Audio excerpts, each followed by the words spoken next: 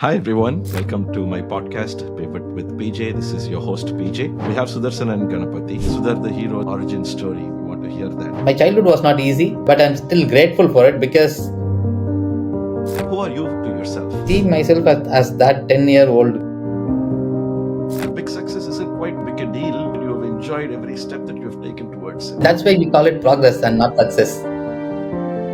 I'm PJ and I'm here to navigate the bends of the roads with you. I'm looking forward to it. Let's get on this ride together on Pivot with PJ. Hi everyone, welcome to my podcast Pivot with PJ. This is your host PJ. I have a very special person here with me in the studio. We have Sudharsanan Ganapathy, founder and CEO of the Social Company. It's a very successful personal branding agency out of Chennai. It's also one of the fastest growing personal branding agencies in India. They're serving clients from about 11 countries. Sudhar is also a sought after speaker. He is an expert in personal branding. He has been featured in publications like Your Story, LinkedIn, Josh Talks. He's also been a speaker on BNI and TEDx platforms. I've known Sudhar for about a year, couple of years perhaps. I've known him as a committed, highly competent, and what I love about him is he's a craftsman of his art. See, the other thing that I admire about Sudhar is his ethics. His ethics is unparalleled, personally and professionally. There's a lot of values and beliefs that he and I share. We've had several interesting conversations off camera, and to me, I thought there cannot be a better person to be on my first episode than Sudhar. He has been mentoring me on podcasting, on creating content, and thanks for agreeing to be with me, Sudhar, today. And being the lifelong learner you are, and a minimalist you are, I think it'll be a good conversation you and I are going to have today. I look forward to the conversation. Welcome, Sudhar, and yeah, let's get on with it. Would you like to say a few words? Yep. So thank you so much for that wonderful introduction. Appreciate it. Appreciate it. Thanks for being here. I know you're very Really busy. honored to be on your first podcast. No, Appreciate that. Thanks for making the time. And see, one thing that I get reminded um, is what George Bernard Shaw said about. I think it was in somewhere in 1903 when he wrote Man and Superman. He said those who can do and those who cannot teach. Perhaps he didn't meet you at that time. You do and you teach. You are perhaps both man and Superman. So it's very thrilled to have you here and dive deep into the man that you are and a bit of the Superman that you are also about your thing. The goal really is for today to expose the side of Sudhar that your followers, people who know you, who don't know you, can come to know, right? That's really my goal. Let's try and explore some of the parts of yourself that's not very familiar for the people, right?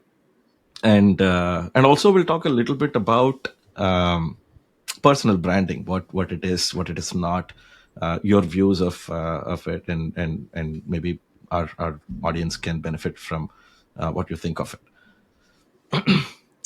Great.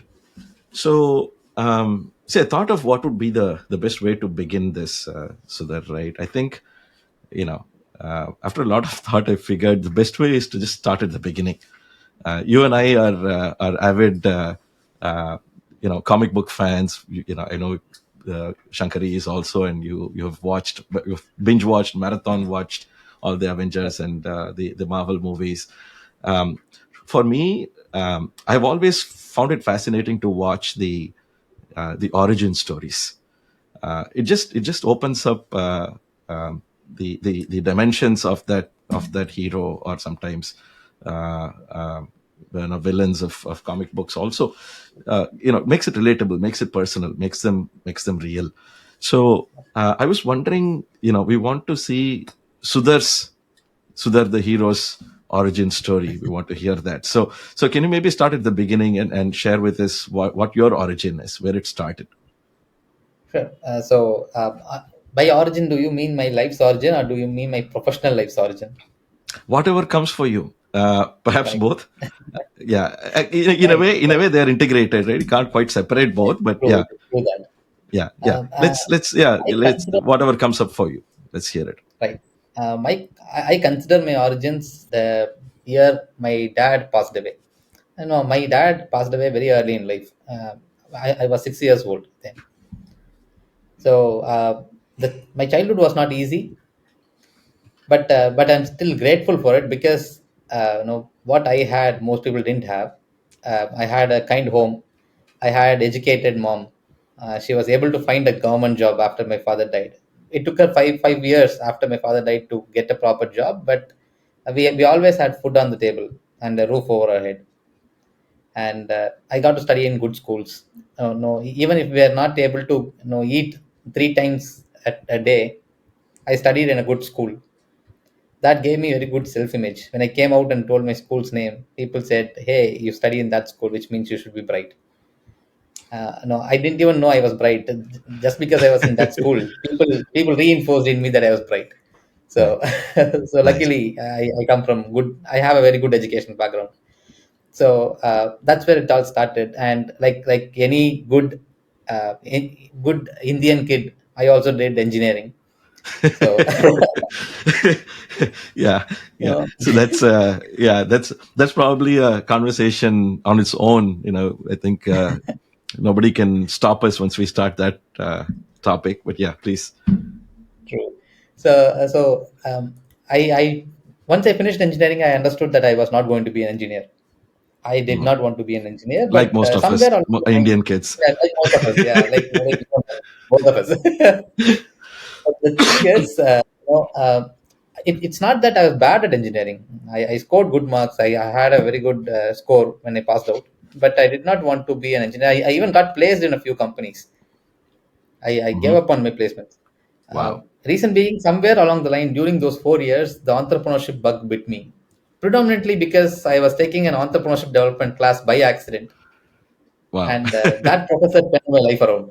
You know, wow, wow. and that too by accident. I wanted to study robotics, and as usual, I was late to register for that. No, it was no, it was an elective. It was not a Okay, compulsory subject, so it was an okay. elective. I wanted to do that, and I was late, and there was only one seat available in one course that was entrepreneurship development. So obviously, That not a lot changed of people were your accepted into course. it. Yeah, that changed the entire course of my life. But after Fantastic. that, I started as a freelancer right after college, right Mm. after my UG, when I Okay. started my PG.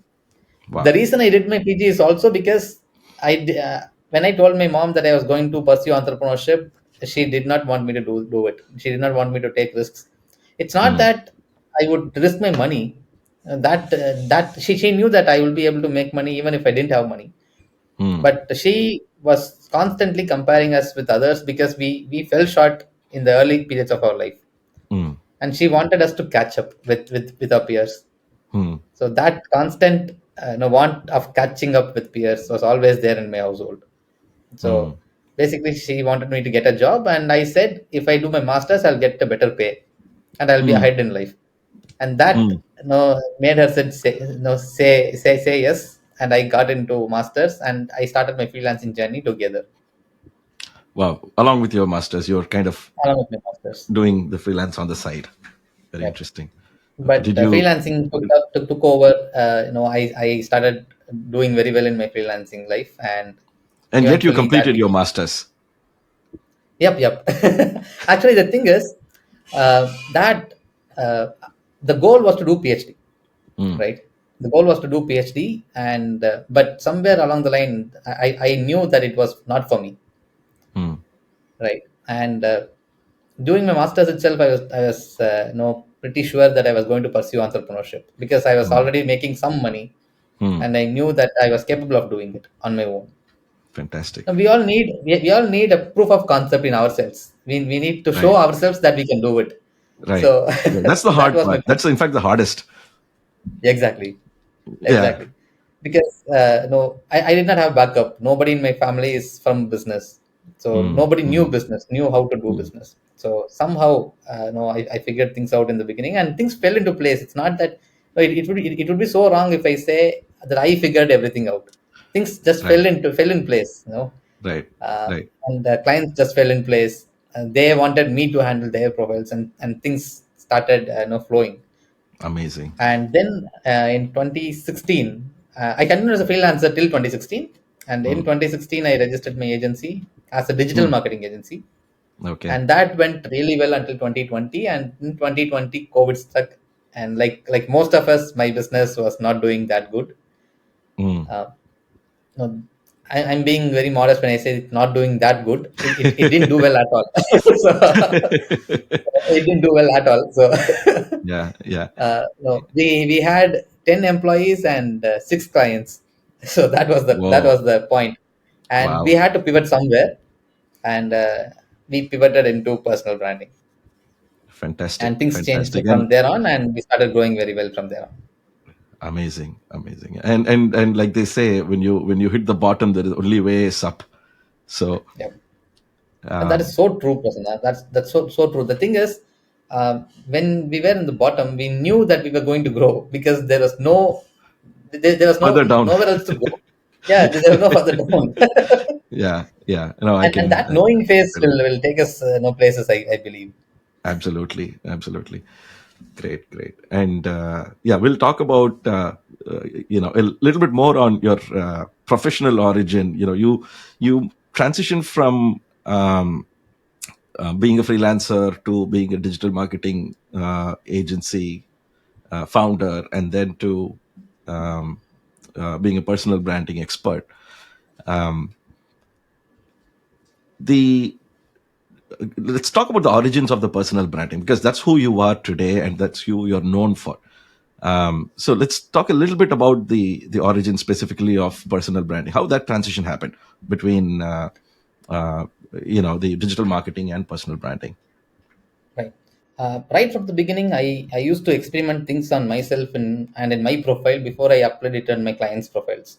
Mm. And that has been a practice since 2012, since I was freelancer. No, and just because I was creating content on Facebook, and those days Facebook was a thing. So, Right. so I was Those creating days. content.